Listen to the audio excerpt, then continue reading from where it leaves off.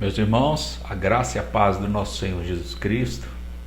Espero que os irmãos tenham tido aí uma semana tranquila, uma semana de paz, mesmo estando aí presos nas nossas casas, não é isso? Sabemos que é por um bem maior, né? Por uma necessidade maior. Aqueles que precisam e que estão trabalhando, né? Nossa oração é para que Deus guarde, preserve a sua vida, te livre de toda enfermidade, de toda doença, você e sua família. Quero compartilhar com os irmãos nessa noite um texto que eu acho que é muito propício aos nossos dias, que está no Evangelho de Mateus, no capítulo 24. Nós vamos ler a partir do verso 3. A palavra do Senhor diz assim: Estando assentado no Monte das Oliveiras, chegaram-se a ele os seus discípulos, em particular, dizendo-lhe: Dize-nos, quando serão essas coisas? E que sinal haverá da tua vinda e do fim do mundo? E Jesus respondendo disse-lhes, acautelai-vos que ninguém vos engane. Porque muitos virão em meu nome dizendo, eu sou o Cristo, e enganarão a muitos. E ouvireis de guerras e de rumores de guerras, olhai, não vos assusteis, porque é mister que isso tudo aconteça, mas ainda não é o fim. Porquanto se levantará nação contra nação, reino contra reino, e haverá fomes e pestes. Haverá fomes e pestes, e terremotos em vários lugares. Mas todas essas coisas são o princípio de dores. Então vos hão de entregar para seres atormentados e matar-vos-ão, e sereis odiados de todas as nações por causa do meu nome. Nesse tempo muitos serão escandalizados, e trair-se-ão uns aos outros, e uns aos outros se odiarão. E surgirão muitos falsos profetas, e enganarão a muitos. E por se multiplicar a iniquidade, o amor de muitos esfriará. Bem, como você pode perceber, não é uma preocupação recente, né, do ser humano saber quando seria o fim do mundo, quando todas as coisas haveriam de ser finalizadas, né? De que o plano histórico da humanidade se completasse, de que Deus instituísse finalmente o seu reino sobre a terra. Então os apóstolos já tinham essa preocupação com a consumação dos tempos, e eles foram até Jesus e perguntaram, Senhor, quais sinais terão a respeito dessas coisas todas?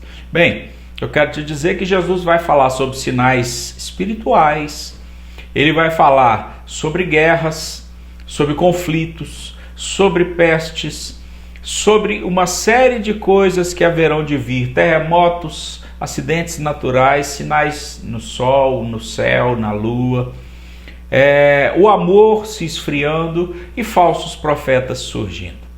Então vamos lá. Muitos virão em meu nome dizendo, eu sou o Cristo, e enganarão a muitos. Infelizmente isso aconteceu ao longo da história. Quando Paulo estava prestes a já encerrar os seus dias na terra, ele se despede dos irmãos da igreja e diz a eles, olha, depois que eu sair daqui, muitos lobos devoradores vão entrar no meio de vós. E infelizmente, com os povos sofrendo, com as pessoas temerosas, com as pessoas angustiadas por seus problemas, perplexas diante dessas coisas que estão acontecendo na face da terra, infelizmente, muitos vão se aproveitar disso. Muitos vão enganar as pessoas, muitos vão usar da fé para obter vantagens sobre a vida das pessoas. Então a minha orientação, a orientação da palavra de Deus, é que você, meu irmão, esteja apercebido. O que isso quer dizer? Atento, de olhos abertos, prestando atenção no que está acontecendo. O panorama mundial está no caos, completamente, pessoas morrendo, pessoas doentes, nações que querem subjugar outras nações, nações que querem impor um domínio econômico sobre as outras nações do mundo, e nações que estão guerreando umas com as outras. Graças a Deus no Brasil nós temos uma vida relativamente tranquila nessa questão de guerra, e nós achamos que o mundo todo está assim, mas isso não é verdade. Muitos países estão em guerras há mais de 20 anos, 30 anos na África. No Oriente Médio, a guerra é constante. Na Síria, pessoas estão em campos de refugiado nesse momento. Pessoas perderam famílias queridas, pais perderam filhos, filhos perderam seus pais. São muitos os órfãos que a guerra produz. Muitas pessoas que sofreram, muitas pessoas que hoje estão em estado de miséria, abandonadas socialmente, entregues aí à possibilidade de uma vida de crimes como único modo de sobrevivência. Então é algo muito triste que a gente está vendo, e nesse cenário, infelizmente, muitas pessoas se levantam como se tivessem a salvação, como se tivessem a solução nelas mesmas, enganam as pessoas com seus discursos, dominam as pessoas, conduzem as pessoas a uma fé cega, a uma fé morta, a uma fé ritualística, a uma fé que não pode gerar novo nascimento, gerar nova vida, a uma fé que não é regada pelo Espírito Santo, não é selada pelo Espírito Santo de Deus. Então, muitos virão e dirão que são o Cristo, e muitos serão enganados. E também haverá muitas guerras, rumores de guerras. Jesus fala, não se assustem com isso. Isso é só o princípio das dores.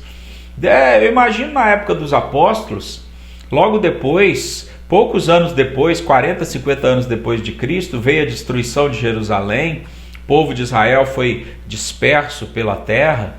Imagine bem as guerras que se seguiram, perseguições aos cristãos na Idade Média, perseguição e morte na Primeira Guerra Mundial, perseguição e morte na Segunda Guerra Mundial e tantas outras coisas terríveis. Mas Jesus não veio por causa dessas coisas, porque isso são o princípio das dores. Paulo vai dizer que o grande elemento que caracteriza o fim de todas as coisas é a apostasia. O que é o apóstata? O apóstata é aquele que conheceu a fé, que experimentou da fé, e no entanto ele se afasta das coisas de Deus, ele abomina as coisas de Deus, ele blasfema das coisas de Deus, e ele se opõe às coisas de Deus. Então nós vamos ver daqui para frente muitas pessoas que estavam entre nós, que cantavam conosco, que oravam conosco, e que da noite para o dia vão se tornar pessoas blasfemas, pessoas gentias, pessoas ímpias que perderam completamente o temor de Deus. O texto, Jesus ainda vai dizer que nós não devemos nos assustar, porque isso deve acontecer, é sinal do fim, mas ainda não é o fim. Ele vai dizer que se levantará nação contra nação, reino contra reino. Nós estamos vendo aí essa polarização mundial em torno de Estados Unidos, em torno de China, em torno de países ricos, países pobres. Como os países ricos dominam, os países pobres são subjugados, né? Nação contra nação. O texto também vai nos dizer que haveriam fomes. Fome. É notório que em muitas regiões pessoas têm morrido de fome. Muitas pessoas no Brasil, vizinhos, pessoas que estão perto de nós, se alimentam sim de lixo, de restos de sacolões, de restos de comida lançadas nos lixões. Pessoas que não têm como estudar, não têm como ter uma vida, estão em situação de perigo social. O texto vai dizer de pestes. Bem, eu quero te dizer que a Covid talvez seja a primeira grande peste a nível mundial completo. Nós tivemos aí, na Idade Média, a peste bubônica, a peste negra. Tivemos aí a questão mais no século XVIII, XIX, a questão aí das gripes espanholas e outros tipos de gripe. Nos anos 2000, gripe aviária, gripe suína, H1N1.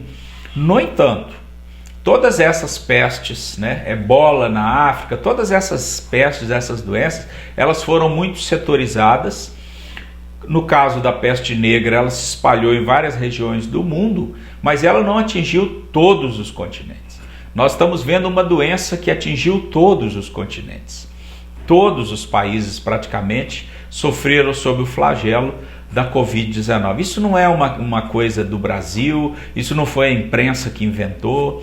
Todos os países do mundo sofreram e estão sofrendo ainda com isso. Isso é um cumprimento das Escrituras, que haveriam pestes. Todos os países do mundo noticiam mortes, noticiam questões de vacinação. Vários países, assim como o Brasil, fizeram da doença uma guerra política, e o povo que está ali no meio sofrendo continua sendo prejudicado.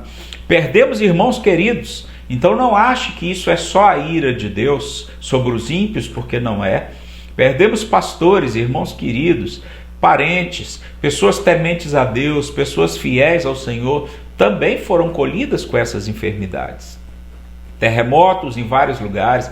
Temos visto notícias de vulcões que estavam extintos há 800 anos e começaram novamente a fumegar, a soltar lava de novo. muitas outras coisas hão de acontecer. Jesus disse, olha, então vos hão de entregar para seres atormentados, matar-vos-ão, sereis odiados de todas as nações por causa do meu nome. Vai chegar o momento em que nós não poderemos nos reunir, e isso eu já tenho falado há muitos anos. Vai chegar o momento em que servir a Deus será uma sentença de morte. Isso já é realidade em muitos países da terra, mas para nós aqui no Brasil isso ainda não é uma realidade. Mas eu quero te dizer que essa realidade não está muito longe de nós. Todas essas questões da polarização política conduzem o povo de Deus a sofrer represálias, infelizmente. E isso nós vamos ver. Vamos sofrer represálias por causa da nossa fé também, por causa da mensagem do Evangelho, porque a palavra da cruz, ela é escândalo para o mundo, ela continua sendo escândalo para o mundo. Ser misericordioso com quem não é misericordioso, amar quem nos odeia, falar mal dos nossos inimigos, amar os nossos inimigos. Essas palavras, elas são difíceis de engolir, até para nós que somos cristãos. Então você imagina para o mundo que está aí fora. Se arrepender dos seus pecados, quem quer se arrepender dos pecados? As pessoas querem viver os seus pecados, querem experimentar outras formas de pecado, se deliciar em todas as modalidades de pecado. Por isso que a mensagem da cruz, ela continua sendo tão ofensiva, e infelizmente até nos púlpitos das nossas igrejas, às vezes, essa mensagem tem sido substituída por mensagens de autoajuda, por mensagens de conforto para o ego, por mensagens que dizem que está tudo bem, mas o profeta diz que quando falarem que está tudo bem, então virá repentina destruição. Nesse tempo, muitos serão escandalizados, trair-se-ão uns aos outros, e uns aos outros se odiarão. Em outro texto, Jesus diz que os nossos inimigos serão os da nossa casa, serão a nossa família, serão os nossos vizinhos, e são esses que, quando nós passarmos a sermos perseguidos, esses é que vão nos entregar para as autoridades. Cumprimento da palavra de Deus. Eu quero te chamar a atenção para um versículo, o 24 de Mateus, capítulo 24, verso 11, que diz o seguinte: surgirão muitos falsos profetas e enganarão a muitos. Meus irmãos, por que não se levantou profetas antes da Covid? Mas depois da Covid se levantaram. Por que não surgiram profetas falando sobre uma nova cepa? Mas depois que ela veio, se levantaram. São os profetas posteriores. As redes sociais estão cheias desses profetas. Profetas de WhatsApp, profetas de Facebook. Eu quero dizer que a profecia é a palavra de Deus, e essa há de se cumprir na íntegra. Essa há de se cumprir na íntegra. Muitas pessoas estão trazendo mensagens provocando pânico nos cristãos nas redes sociais, provocando medo, se aproveitando por N motivos, às vezes até por questão de fama, de sucesso em redes sociais, de reconhecimento como profeta. O profeta não precisa tocar trombeta e falar que é profeta. A palavra de Deus já declara a profecia de Deus. Então eu quero te dizer, esteja atento. Não acredite em qualquer profecia, principalmente das redes sociais. A Bíblia te dá o direito de julgar as profecias. Por favor, não divulgue profecias nas redes sociais. Por favor, guarde no seu coração, como Maria fez. Guarde a profecia no seu coração e veja se ela vai se cumprir. Durante alguns anos eu guardei todas as profecias que eram enviadas pelas redes sociais. Parei com isso, porque nenhuma delas se cumpriu e nenhuma delas há de se cumprir. Deus tem seus profetas, mas Deus não tem rede social. Então muitos falsos profetas, até mesmo cristãos, até mesmo pessoas fiéis, vão estar fazendo papel de falsos profetas. E quando você divulga uma falsa profecia, você está assumindo um papel de falso profeta. Mas o texto ainda vai dizer, vai chamar a atenção para algo muito mais sério. Por se multiplicar a iniquidade, o amor de muitos esfriará. O amor pelo Senhor, o amor um pelo outro, talvez até o amor próprio. O número de cristãos que têm suicidado aumentou exponencialmente. O número de pessoas que abandonou as igrejas aumentou exponencialmente. O número de pessoas que não vão voltar quando a Covid for embora, vocês vão ver que também vai ser muito grande, porque as pessoas precisavam disso para elas reconhecerem que não tinham raízes. A parábola do semeador já falava sobre isso, da semente que foi lançada em lugar cheio de pedras que não tinha raiz. E veio o sol e secou. Muitos já se apostataram da fé, mas muitos cristãos, infelizmente, vão ter que passar por um tratamento de Deus, porque o seu coração, o amor, está esfriando. Mas o texto vai nos dizer ainda: aquele que perseverar até o fim será salvo. Perseverar em quê? Na presença do Senhor. Perseverar em Atos 2,42. Perseveravam na doutrina dos apóstolos, na palavra de Deus. Perseveravam na comunhão, na igreja, corpo de Cristo. Perseveravam no partir do pão, na misericórdia, nas necessidades uns com os outros, um cuidando do outro. A necessidade de um é a minha necessidade, a lágrima de um é a minha lágrima. O sorriso, a alegria de um é a minha alegria também. E também perseveravam nas orações. Estamos vivendo tempos tão difíceis, meus irmãos, que eu quero te dizer que alguns momentos de madrugada não vão atrapalhar o seu sono, mas podem ser muito relevantes na sua vida e na vida das pessoas ao seu redor. Não se deixe esfriar. Ore, busque ao Senhor. Esse é o dia mau. Esses são dias do fim. E aquele que perseverar até o fim, esse será salvo. Peça, meu irmão, clame, meu irmão, pela presença do Espírito Santo de Deus na sua vida. Porque a Bíblia diz que quem nos capacita a perseverar, quem nos convence do pecado, da justiça e do juízo é o Espírito Santo de Deus. Ele é o único que pode nos convencer dos nossos pecados, da justiça de Deus e do juízo também de Deus que virá sobre essa terra. E o apóstolo Paulo diz que nós, sendo pecadores, fomos salvos, muito mais agora, já sendo reconciliados com Deus, porque nós temos o Espírito Santo de Deus que fala conosco, que fala ao nosso coração. E eu quero te dizer que, estando impossibilitados de estarmos nas nossas igrejas, esteja você na sua casa com a sua família buscando ao Senhor. Impossibilitados de estarmos orando nas igrejas, talvez de orando nos montes, ainda que seja por um curto período de tempo, que você faça isso na sua casa. A palavra de Deus, a Bíblia diz, o apóstolo Paulo diz que ela não está acorrentada. Nós podemos estar presos dentro das nossas casas. O Evangelho de Cristo não está acorrentado. Então que você possa guardar essa palavra no seu coração, estar apercebido, saber que tudo que está acontecendo aí, Jesus já tinha falado que era necessário acontecer. E eu quero te dar uma palavra de força. Quero te dizer que tudo vai piorar. Nossa, mas isso é uma palavra de força? É. Porque assim é que a palavra de Deus vai se cumprir. De mal a pior. Um abismo chamando o outro abismo.